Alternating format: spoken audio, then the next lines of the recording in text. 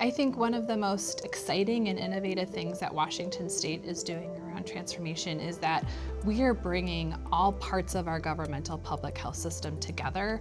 equally. So our State Department of Health, our State Board of Health, local health jurisdictions, our tribal health partners are all coming to the same table in the same space and having these discussions together. We're creating ideas and new ways of doing public health work together and agreeing on how to fund and how to implement all of these new and creative ideas together at the same space. And I think that is really innovative because it's never really happened in that way before in our state, and the ability for states to own their part, locals to own their part, and to give and to take and to work together to identify,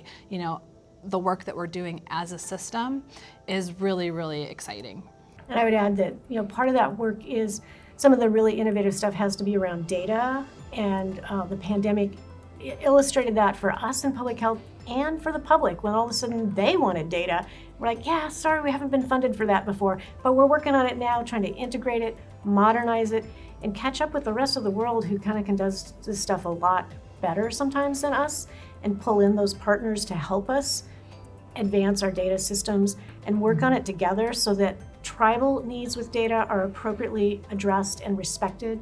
local needs, state needs, and the public's needs. And so really working all that together.